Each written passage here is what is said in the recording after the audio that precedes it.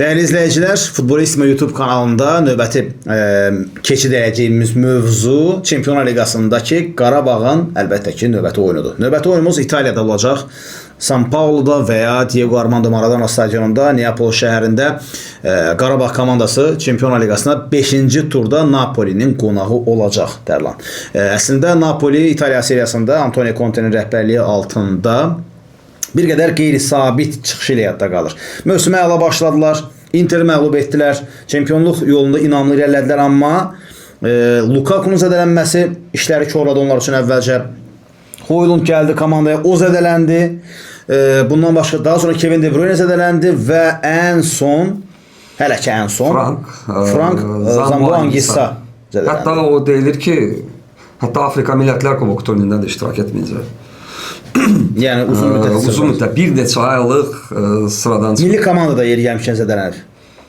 Milli komanda niyyətlə zədələnir bildiyim qədər. Bilmirəm, ora getdi, zədələndi yoxsa... Hətta gedə bilmədi ola bilsin. Yəni bir sözlə bizim üçün əsas məqam nədir? Düzdür, heç bir futbolçu... oynamayacaq, Qarabağda oynamayacaq. Qarabağda oynamasın, digər bütün oyunlarda Navaxsir meydanı çıxıb oynasın.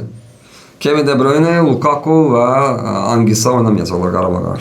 Yəni onların üçü də Napoli üçün əsas oyunculardır. Xüsusilə Lukaku ilə Anguissa, çünki De Bruyne yeni gəlib komandaya bu mövsüm qoşulub, amma Lukaku bilir ki, Conte'nin çempionluqlarını qazandığı futbolçulardandır. Inter'də bu işi bacarmışdı, indi özü ilə onu da tələb elədi. Napoli'də də onunla bir yerdə işləyir. Onun zədələnməsi Conte'nin işlərini pozub xeyli. Bir də Anguissa McTominay ilə birlikdə komandanın yarım müdafiəsinin əsas figurudur. Yəni şübhəsiz ki, onun da itkisi çox ciddi. McTominay da yəni mövsümün oyuncusu seçilmişdi. O heç Scott McTominay əlbəttə ki Napoli üçün ən önəmli figurdur desək bəlkə də yanılmarıq. Çünki komandanın Interlə bu mövsümki yeri gəlmişkən oyunda da fərqləndi. Komandaya çox vacib qələbədə əsas pay sahibi oldu. Bir sözlə biz rəqibin belə deyək də rəqib barədə bir ön fikirlər səsləndirdik, amma ümumiyyətlə Qarabağ yeri gəlmişkən noyabrın 25-də Neapola yollanır və orada keçirəcək növbəti oyununu İtaliya çempionlarına qarşı. İtaliya çempionlarına qarşı mübarizə aparacaq. Səfərdə qalib də gəlmişik, məğlub olmuşuq.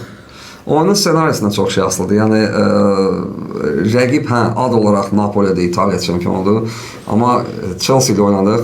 Bakıda da olsa, yəni Qarabağa fərq eləmir. Qarabağın oyuncuları artıq məncə rəqibin kimliyinə heç baxmırlar, vencilərinə də deyil. Sanki illərdir bu komanda Çempionlar Liqasında oynayır. Qurban rəhbərliyi ilə artıq bir çox oyuncu çoxdandır ki, bax belə oyunlara artıq öyrəşiblər. Çempionlar Liqasında olmasa, yəni Avropa Liqasında da oynayırlar daima. Daima Avrokubok həyəcanını yaşayırlar da. Əvvəlki illərdə müəyyən dərəcədə nizam-intizam problemi var idi. Amma görürük ki, yoxdur artıq o, yaxşı haldır. Həm heyət də düşünürəm ki, daha güclüdür. Düzdür, artıq Juninho yoxdur. Amma Camilo Duran var, fərq yaradır. Vicario pis deyil, yəni çox yaxşıdır. Onu qeyd edə bilər orta xəttdə. Bundan əlavə, yəni Yankovic öz yerində maestro. Yəni Qarabağ üçün məncə o törtü yaxşı olsun. Şərait, yəni hətta çətin səfər maçını Qarabağ daha yaxşı keçirir. Sanki daha təzyiq də olmur Qarabağın üzərində. Və mən hətta istəyirəm ki, artıq birinci hesabı Napoli atsın. Yəni o dərəcədə. İstəyirəm ki, Napoli qol vursun. Çünki bu Qarabağ uğur gətirir, bilmirəm nədəndir. Hesabda qeyd düşəndə məncə Qarabağ daha yaxşı. Qarabağın qazandığı 3 qələbədən ikisi bu cür senariyada olub. Biri Kopenhagenlə maçda. Artıq o totemdir, bilmirəm nədir, ona inanmağa başlamışam. Yəni bir sözlə belə bir fikir formalaşıb ki, nədənsə məsələn izləyicilər də yazırlar bəzən və ya nə bilim ictimaiyyətdə də belə bir şey formalaşıb. Qarabağ səfər komandasıdır. Düzdür, evdə də yaxşı oynadıq. Əslində Chelsea-yə qarşı evdə oynamışdıq. Amma Kopenhagen evdə 4 xal qazanmışıq. Səfərdə 3 xal. Birində məğlub olmuşuq. Yəni Qarabağın indiyə qədər söhbət təbii ki, Çempionlar Liqasından bu liqa mərhələsindən getmir. Qarabağın ümumiyyətlə bir göz önünə gətirəndə Avrokubokları son illərdə. Olympiakosda səfərdə 3-0 hesablı qələbəmiz var. Çox vacib qələbə. Ferencvarosda səfərdə qələbəmiz var. Yəni Qarabağ səfərdə daha yaxşı oynayır. Qarabağ haralardan gəlir. Yəni bu əsas mərhələyə gəlir, gör neçə oyun keçir. Yollar keçir. Asant deyil. Yaydan bu komanda oynayır. Yüksək səviyyədə oynayır. Yəni digər komandalarla müqayisədə onların yorulmağı, əsas mərhələdən başlamayıblar. Zədəyə meyilli olması daha yüksək ehtimaldır. Mərhələ keçə gəlib çıxıblar.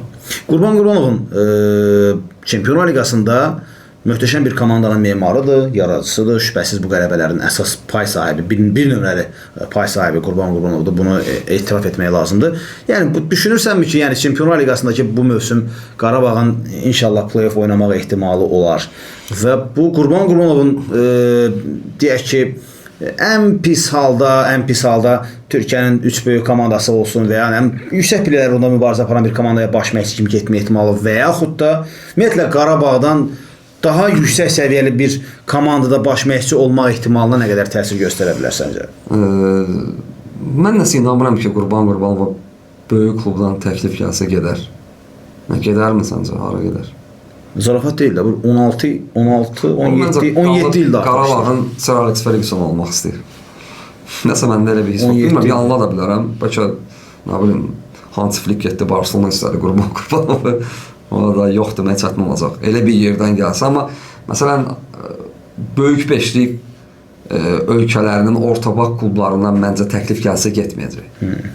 Tak Valencia istəsə getməz. Amma gərək onun üçün də yüksək səviyyəli bir komandanın təklifin gəlməsi üçün Eintracht istəsə getməz məncə. Sən necə? Bayern München istəsə, Dortmund istəsə gedə bilər. Soba elə bir klub olmalıdır və sən necə? Onun qarşısındakı məncə düşünürəm ki, Qurban Qurbanovun qarşısına qoyulacaq. Gedəcəmsə elə bir kluba gedim də. Sən necə? Məsələn, gəl mənə dərhal nəticə ver deyə bir komandada işləməz. Mən gəlirəm. Mənim müəyyən bir Yox, mən dediyim klublar nəticə istəyəcək. Əlbəttə onlar nəticə istəyirlər. Sən gəl, burada bir müddət nəticə olmasa. Onlar da yoxdur, mən çətin olacaq. Şübhəsiz, yəni mən demək istədim odur ki, bax Qarabağın futbolu, mən baş məşqçidən başladım. Ola bilər ki, Çempionlar Liqasındakı bu mövsümki çıxışla biz Elvin Cəfərquliyevə də inşallah ki, Azərbaycan şayələr gəlsə də Elvinlə bağlı. Elvinə, Turala, nə bilim Bəhlul çox yaxşı formadadır. Məncə hazırda Qarabağın heyətindəki ən yaxşı oyunçulardan biri Bəhluldur. Komandanın özü ən yaxşıdır o heç. Valla Bəhlulla Medina Barcelona oynasaydılar bundan yaxşı idi. Barcelona müdafiəsi yaman gündədir. Amma hələ də hücumçu axtarırlar. Harikeyni gətirmək istəyirlər. Ki, müdafiə ağlayır orada. Keçən mövsüm yenə offside-a salırlar bilərəkdən taktiki. İndi onu da çözüblər. Çözüblər. Və onu da Inigo Martinez. Rəqib oyunçusu mərkəz xətti keçməyib belə. Bunlar hamısı çıxır. Onun da əsas memarı Inigo Martinez idi. O Martinez komandadan gedəndən sonra Barcelona müdafiə xəttində boşluq yaranıb. Biz buradan təklif eləyə bilərik. Vallahi elə Bəhlul olsun. YouTube kanalını izləyən olsa, gəlsinlər, baxsınlar, götürsün. Onsuz da varsa pul yoxdur. Bəhlulu normal qiymətə ala bilərlər. Vallahi biz də fəxr edərdik. Çox gözəl senaryolar əslində. Xeyli fikirləşir adam ki, görəsən elə bir şey. Kubarsıdan yaxşı oynayır bu dəqiqə. Kubarsı heç heyətə düşəm. Əvvəlki deyəndə ki, elə bir 35 yaşı var, amma 17 yaşı var. Ötən mövsüm ki. Ötən mövsüm yaxşı idi, bu mövsüm... Ötən mövsüm yenə deyirəm, Kubarsının yaxşı formada olması və yaxşı olması səbəb. Yəni yenə deyirəm, orada Inigo Martinez'in komanda olması idi. Yəni demək istədiyim odur ki, Qarabağın bu futbolçularının Çempionlar Liqasındakı yaxşı çıxışı Leandro Andrade'ni 100% yaxşı bir Rus klubları istəyəcək, amma bilmirəm. Onların Avropa çıxışı yoxdur, yəni ki, razı olmaz. Bir də mən Leandro məsələsində o məqamı qeyd edim ki, xatırlayırsınız ona xeyli ciddi təklif var idi Çindən. O vaxtı o çox düzgün qərar verdi, Qurban Qurbanovu dinlədi və komandada qaldı, bütün təklifləri yoxdur. Hətta milli komandaya belə getmədi ki, mən Qarabağa köklənmək istəyirəm.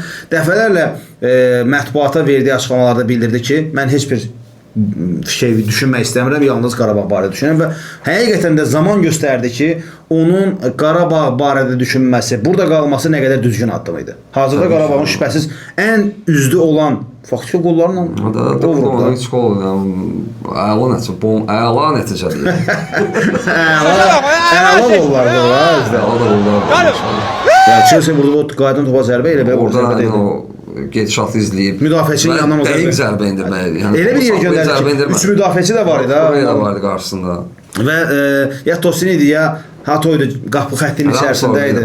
Yəni qapıçı da oradaydı. Bir sözlə, yəni bu səhnə əgər Qarabağ Çempionlar Liqasında play-off-a getsə ümumiyyətlə daha gözəl olacaq. İnşallah bu Napolini də səfərdə 5 xal lazımdır Ramiz. Əgər 24-dəyə mən konkret suala cavab verə bilmərəm. 5 xal, yəni konkret gedirsən 12 xalına.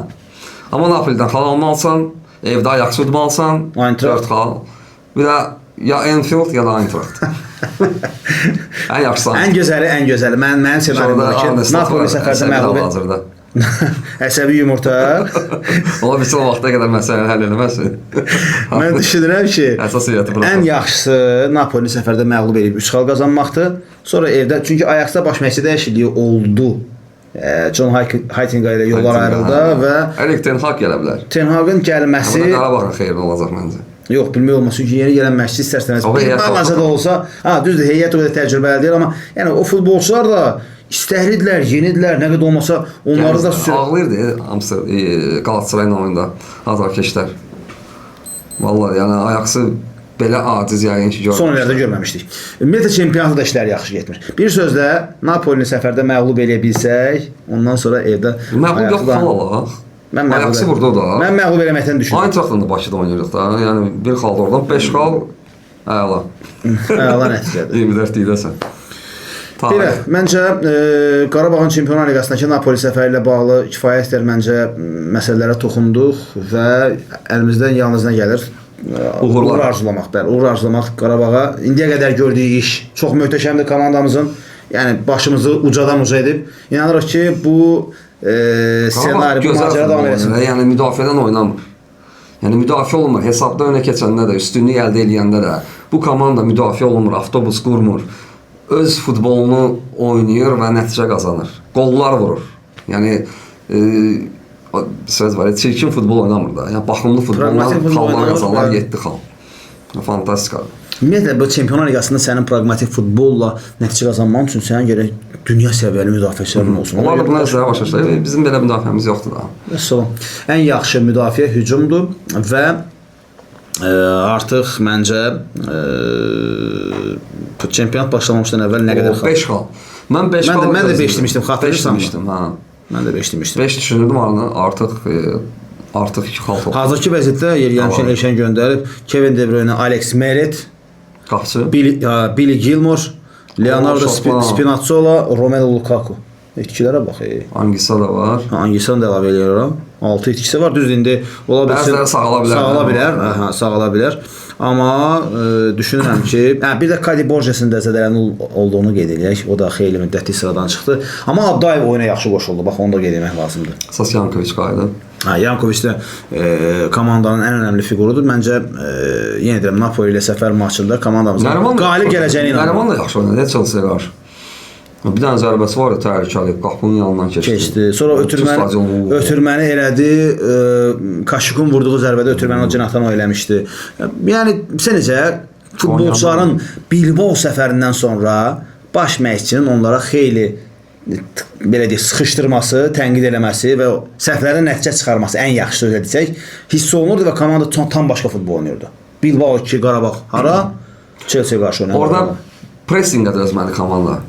Bir də buraxılan toplara baxsaq, uzaq məsafədən vurulan top idi. Bəziləri yaxın küncə vuruldu. Onlar da topu fərdi səhv nəticəsində buraxdılar. Orada Laportla bir digər müdafiəçi Parades idi deyəsən. Parades. Topuna dəydi, düşdü qabağına. Leandro o da yenə yaxşı zərbəliyini göstərdi. Onlar da səhv etdi, biz də səhv etdik, amma o pressingə dözməliyik də. Sanki o Qarabağın Azərbaycan çempionatında tətbiq etdiyi pressinqi onlar tətbiq etdilər Qarabağa qarşı və Qarabağ tab gətirmədi. Ümumiyyətlə, onlar üçün də bir belə deyək də geri dönüş maçı kimi düşünürəm. Newcastle getdilər uduzdular. Amma nə bilim, mən Atletik Bilbao ilə oyuna xal kimi baxırdım konkret. Niyə? Çünki Bilbao heç cür yaxşı oynamırdı. Əksinə Benfica-ya uduzacağımızı düşünürdüm. Amma Bilbao-ya xal kimi baxırdım. Çünki vəziyyətləri yaxşı deyil. Arsenal onları böyük hesabla udmuşdu deyəsən. Qarabağdan sonra Newcastle oldu onlara. Dan Burn'un qolunu xatırlayırsan da. Başla. Yəni yaxşı vəziyyətdə olmayan bir komanda uduzduq. Amma onlar üçün də dönüş maçı idi və Qarabağın oradakı Benfica maçdan sonra da məşğul oldu oradan. Jose Mourinho adamın vəziyyəti yenə indi. Vəziyyəti heç bir şey dəyişməyib Benfica adına.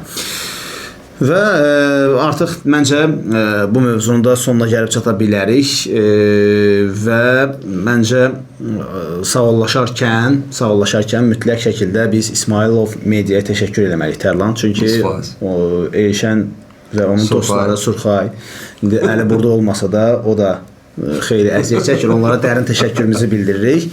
Və bu dəfə fərqli bir məkanda sizin üçün veriliş çəkməyə çalışdıq. Növbəti dəfə videomuz necə olacaq, harada olacaq onu bilmirik, amma indiki vəziyyətdə bax bu gözəl... Qadın yerinə kim oynayacaqsan? Qadın yerinə Qurban müəllim kimisə... Adamı Nərmandır. Adday oynayar məncə. Adday yaxşı qoşuldu. Mən onu bəyəndim və Kopenhagen maçda. onun oynayacağını düşünmək olar, açığı və ya nə bilim Kaşuk Yaxşı da pressing tətbiq edirdi. Onun Çempionlar Liqası səhifəsində paylaşmışdı. Kaysedo'ya qarşı pressingi. Kaysedo da yıxılır, başı ilə belə topu güclə çıxardır. pressingi dərəsi. Yox, Adday çox yaxşı tapşırıq futbolçusudur. Onun oynamaq ehtimalı yüksəkdir və onun da özünü yaxşı göstərir. O da özünü yaxşı göstərir. Şübhəsiz. Bir zərbələrdə də yəqin ki, Qurban müəllim onu da formalaşdırandan sonra çox hazır bir futbolçu olacaq. Sonra artıq o daha yaxşı vəziyyətdədir və qol da vurub artıq. Bəli. Yəni motivasiya yüksəkdir. Belə, sağollaşa bilərik, dəyərli tamaşaçılar. Qarabağla bağlı olan videomuzun sonuna gəlib çatırıq. Mən bir daha dəyərli dostum Tərlan Şahinoğlu'na təşəkkür edirəm. Çox sağ ol, sən də var ol. Və növbəti verilişlərdə yenidən videolarda görüşmək ümidi ilə forma baxımını da unutmayaq. Gözəl formaları oradan əldə edə bilərsiniz. Sağ olun.